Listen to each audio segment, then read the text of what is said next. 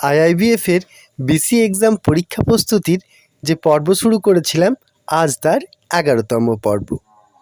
এই পর্বে আমরা আলোচনা করব পেটি ক্যাশ, ক্যাশ বুক, ট্রায়াল ব্যালেন্স প্রভৃতি সম্পর্কে। তবে আপনি যদি আগের ভিডিওগুলি স্কিপ করে থাকেন তাহলে অবশ্যই আমাদের আই বাটন থেকে প্লেলিস্টের চেক করে সমস্ত ভিডিওগুলি দেখে নিন।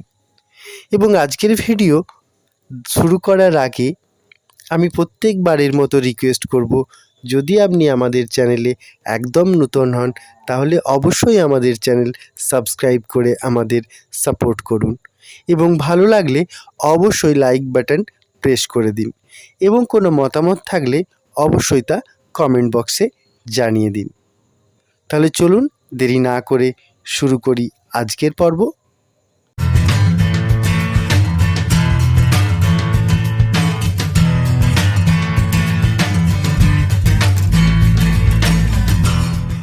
প্রথমেই আমরা দেখে নিই ক্যাশ বই কি। ক্যাশ টাকা লেনদেনের সমস্ত হিসাব এই বইতে লেখা হয়। এটি লেজার বইয়ের মতো দেখতে।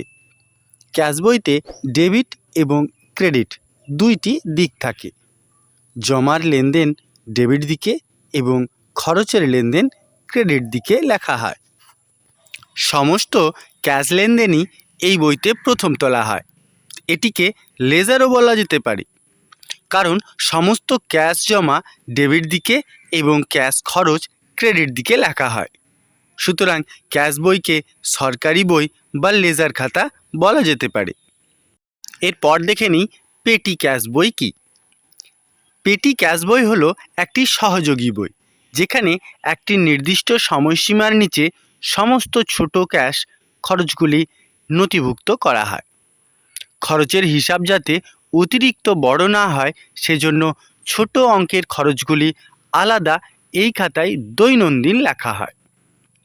ছোট ছোট পেমেন্টগুলি করার জন্য এবং সেগুলি নথিভুক্ত করার দায়িত্ব সাধারণ একজন পেটি ক্যাশিয়ারের উপর ন্যস্ত করা হয়। এরপর দেখব ট্রায়াল ব্যালেন্স সম্পর্কে। ট্রায়াল ব্যালেন্স বইকে অ্যাকাউন্ট বই বলা যাবে না। লেজার বই থেকে সমস্ত অ্যাকাউন্টগুলির ডেবিট ব্যালেন্স এবং ক্রেডিট ব্যালেন্সগুলি আলাদা আলাদা দিকে একত্রিত করে মেলানোই হলো এই বইটির কাজ। এর কিছু বৈশিষ্ট্য রয়েছে। বৈশিষ্ট্যগুলি কি কি? লেজারের সব ডেবিট ও ক্রেডিটের এন্ট্রি থাকে। এই তালিকায় ক্যাশ ও ব্যাংকে জমা টাকারও উল্লেখ থাকে। এর প্রধান উদ্দেশ্য হলো জার্নাল ও লেজারের এন্ট্রিগুলি ঠিকমতো হয়েছে কিনা মিলিয়ে দেখা। এবং 4, সাধারণত এটি মাসে একবার অথবা 3 মাসে একবার প্রস্তুত করা হয়। সর্বশেষ বৈশিষ্ট্য 5, এটি চূড়ান্ত হিসাব প্রস্তুতির দিকে নিয়ে যায়। সমস্ত বিষয়টিকে পর্যালোচনা করলে বলা যায় ট্রায়াল ব্যালেন্স হলো সমগ্র লেনদেনের একটা জিস্ট বা সারাংশ মাত্র। ফাইনাল অ্যাকাউন্ট যেমন লাভ ক্ষতি খাতা, ব্যালেন্স শিট ইত্যাদি চূড়ান্ত হিসাব প্রস্তুত করার জন্য ট্রায়াল ব্যালেন্স একান্ত প্রয়োজন। এখন দেখে নিই ব্যালেন্স শিট কি। ব্যালেন্স শিট হলো কোনো একটি নির্দিষ্ট দিনে এক ব্যবসায়িক প্রতিষ্ঠানের সমস্ত প্রকার দায় ও সম্পত্তির বিবরণ। পরেই দেখি আমরা লাভ ক্ষতি খাতা। অনেক ক্ষেত্রে এই খাতাটিকে P&L খাতা বলা হয়। P&L মানে প্রফিট অ্যান্ড লস। এটি হলো একটি বিবরণ যাতে একটি প্রতিষ্ঠানের সমস্ত প্রকার আয় এবং ব্যয়ের বিবরণ, এবং এটি থেকে নির্দিষ্ট সময়, সেটা 3 মাস, 6 মাস বা 1 বছরের ব্যবধানে প্রতিষ্ঠানের লাভ ক্ষতির পরিমাণ জানা যায়। এরপর আমরা এগিয়ে যাব ব্যাংকিং ব্যবসার হিসাব নিকাশ সম্পর্কে। এটা দেখতে গেলে আগে দেখতে হবে ব্যাংকের টাকার মূল উৎসগুলি কি কি। ব্যাংকের টাকার উৎস মূলত 3 প্রকার। 1, শেয়ার ক্যাপিটাল, যেটা শেয়ার হোল্ডাররা দিয়ে থাকে। 2, সেভিংস কারেন্ট তথা ফিক্সড ডিপোজিট, যেটাও সাধারণ মানুষের কাছ থেকে আসে। এবং 3, ভারতীয় রিজার্ভ ব্যাংক অথবা বাণিজ্যিক ব্যাংকের কাছ থেকে ধার নেওয়া টাকা। এগুলি হলো ব্যাংকের দায়। এই অর্থ ব্যাংক বিভিন্ন কাজে ব্যবহার করে, যেমন লোন দেওয়া, বিভিন্ন প্রকার সিকিউরিটি কেনা, ক্যাশ টাকা হাতে রাখা, মানে ব্যবসা পরিচালনার জন্য, যেমন প্রয়োজনীয় বাড়ি ভাড়া, ফার্নিচার, কম্পিউটার ইত্যাদির জন্য খরচ হিসাবে ব্যবহৃত করার জন্য। এছাড়াও ভারতীয় রিজার্ভ ব্যাংক এবং বাণিজ্যিক ব্যাংকেও টাকা রাখতে হয়। এই সমস্ত হলো ব্যাংকের সম্পত্তি। ব্যাংকের ব্যালেন্স শিট হলো কোনো একটি নির্দিষ্ট দিনে সমস্ত প্রকার দায় ও সম্পত্তির বিবরণ। ঋণ বিনিয়োগ এবং অন্যান্য ব্যাংকে জমা টাকার উপর ব্যাংক সুদ আয় করে। এই আয়ের টাকা থেকে আমানতকারীদের সুদ দেওয়া হয় এবং ব্যবসা চালানোর যাবতীয় খরচ মেটানো হয়।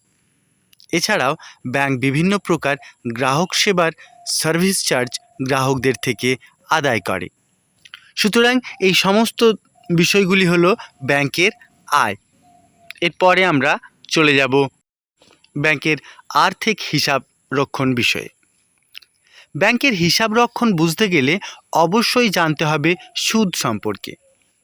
সুদ কী এবং কিভাবে তার হিসাব করা হয়। সুদ শব্দটির অর্থ যখন একজন অন্য একজনের অর্থ ব্যবহার করে তার মূল্য। এটাকে অন্যভাবে বলা যায়, এটা এক ধরনের মূল্য যা ঋণ গ্রহণকারী ঋণ গ্রহণের সুবিধা হিসেবে ঋণ প্রদানকারীকে ঋণের অতিরিক্ত হিসাবে যে টাকা প্রদান করে থাকে।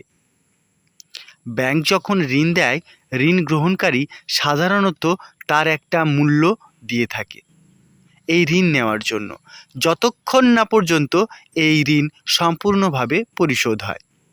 এই মূল্যকে বলা হয় সুদ। একইভাবে ব্যাংকও সুদ দিয়ে থাকে নির্ধারিত হারে যখন জমা টাকা গ্রহণ করে গ্রাহকের কাছ থেকে।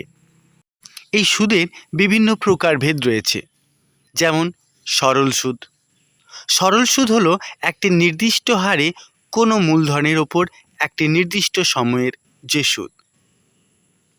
আমরা সরল সুদ হিসাব করতে পারি এইভাবে, যে সুদ সমান মূলধন গণিত সুদের হার গণিত সময়।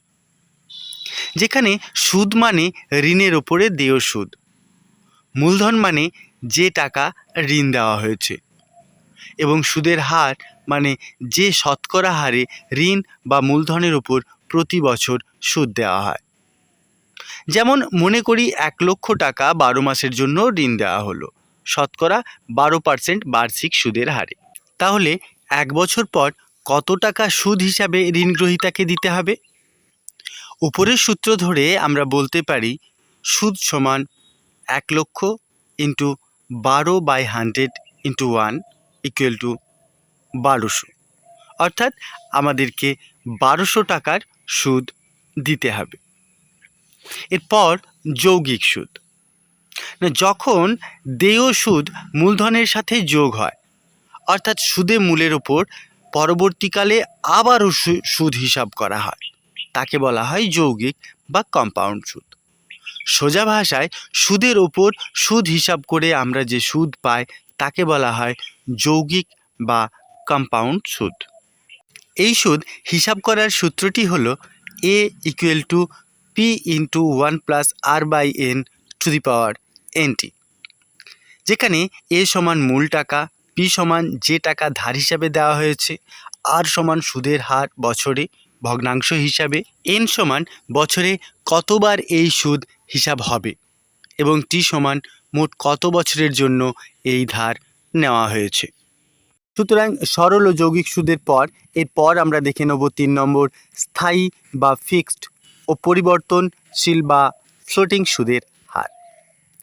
ফিক্সড সুদের হার মানে যেখানে একবার সুদের হার নির্দিষ্ট করে বলা থাকে, সেই হারে মূলের ওপর পূর্ণ সময় ধরে একই হারে সুদের হিসাব করা হয়, কোনো রকম পরিবর্তন না করে। ফ্লোটিং সুদের হারের ক্ষেত্রে সুদের হার পরিবর্তিত হয় বাজারের অবস্থার উপর এবং রিসেট অর্থাৎ পুনঃ সুদের হার নির্ধারণের উপর, তা গ্রাহকের সাথে চুক্তি অনুযায়ী হয়ে থাকে। সুতরাং প্রতিটি রিসেট এর সময়কালে এই সুদের হার বাড়তে বা কমতে পারে। ফিক্সড সুদের হারের উদাহরণ হলো ব্যাংকের কোনো ঋণ প্রকল্পে শতকরা 10 টাকা হারে 5 বছরের জন্য অপরিবর্তিত হারে সুদ। অপরদিকে ফ্লোটিং সুদের হারের ক্ষেত্রে ব্যাংক দেনাদারকে বলে দেয় সুদের হার কী হবে। যেমন মনে করি সুদের হার সমান মুদ্রাস্ফীতির হার প্লাস 5% এবং প্রতি 6 মাস অন্তর তা রিসেট করা হবে। তার মানে প্রথম 6 মাস যদি মুদ্রাস্ফীতির হার 5% হয়, তাহলে দ্বিতীয় 6 মাসে সুদের হার হবে 5% প্লাস 5% ইকুয়াল টু 10%। আবার পরবর্তী 6 মাসে যদি মুদ্রাস্ফীতির হার কমে 4% হয়, সেক্ষেত্রে ফ্লোটিং সুদের হার হবে 4% প্লাস 5% ইকুয়াল টু 9%। এইভাবে সাধারণত একটি নির্দিষ্ট সময় অন্তর অন্তর সুদের হার পরিবর্তন হয়। এটি হলো ফ্লোটিং সুদের হার। এখন দেখে নিই 4 নম্বর প্রারম্ভে দেয় অর্থাৎ ফ্রন্ট এন্ডেড সুদের হার। এক্ষেত্রে সুদ প্রথমেই হিসেব করে নেওয়া হয়, অর্থাৎ ঋণগ্রহীতার ঋণের অঙ্ক থেকে প্রথমেই সুদ হিসেব করে কেটে নিয়ে তারপর ঋণ দেওয়া হয়। যেমন 100 টাকা 10% হারে ফ্রন্ট এন্ডেড হারে ঋণ দেওয়া হলো। এক্ষেত্রে 100 টাকার 1 বছরের সুদ 10 টাকা। এই 10 টাকা কেটে ঋণগ্রহীতাকে 90 টাকা দেওয়া হয়। বৎসর শেষে ঋণগ্রহীতা 100 টাকা ফেরত দেবে।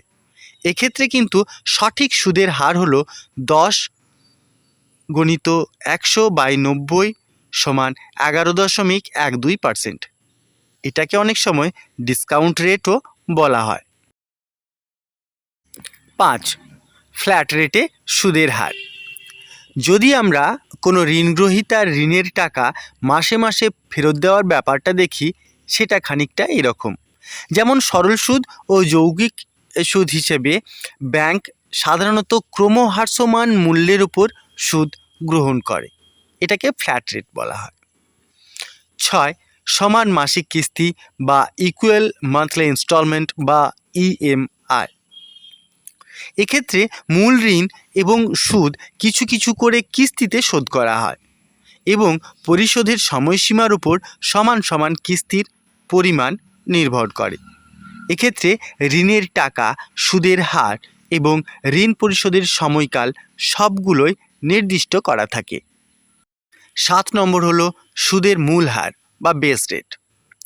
বেস রেট হলো ন্যূনতম সুদের হার, যার নিচে ব্যাংক ঋণ দেবে না।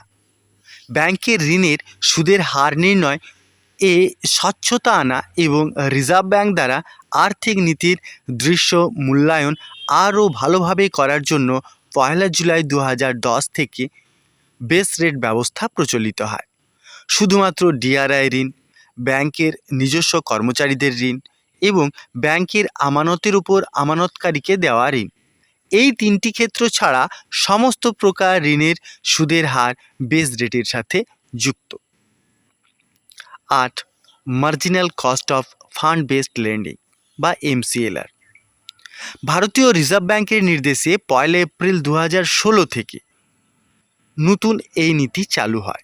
এই তারিখ থেকে নতুন এবং নবীকৃত সমস্ত ঋণের সুদের হার এমসিএলআর এর উপর ভিত্তি করে নির্ধারণ করা হবে। এক্ষেত্রে মনে রাখা দরকার, বেস রেট ব্যবস্থা চালু হয় 1 জুলাই 2010 থেকে এবং এমসিএলআর ব্যবস্থা চালু হয় 1 এপ্রিল 2016 থেকে। মেইন পরীক্ষায় এই দুটি প্রশ্নই কিন্তু বেশ ইম্পর্টেন্ট। এখন আমরা সুদের হার বা বিভিন্ন প্রকার সুদ জেনে নেওয়ার পর আমরা জানব একটি ইম্পর্টেন্ট টপিকস, যা হলো এপিআর কি এবং ঋণের জন্য এপিআর কেন গুরুত্বপূর্ণ। এপিআর বা অ্যানুয়াল পার্সেন্টেজ রেট, এটি হলো বাৎসরিক সুদের হার যা ঋণ খাতায় আদায় করা হয় এবং এটি একজন গ্রাহকের ক্ষেত্রেও ঋণ নেওয়ার খরচ। এটির মাধ্যমে ব্যাংকের টাকার বিনিয়োগের উপর আয়ের হার জানা যায়। এই বিভিন্ন উপায়ে এপিআর গ্রাহকের কাছে তুলে ধরা হয়। একটি উদাহরণ নিয়ে বিষয়টি দেখা যাক। যেমন একটি পার্সোনাল ঋণের এপিআর বাৎসরিক 18%। এবং ক্রেডিট কার্ডের সুদের হার 2% প্রতি মাসে, অর্থাৎ বাৎসরিক 24%, 2 × 12।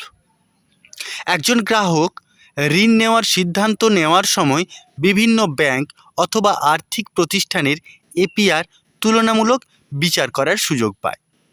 সেই জন্যই ব্যাংক ও গ্রাহক উভয়ের ক্ষেত্রেই এই এপিআর ভীষণভাবে গুরুত্বপূর্ণ।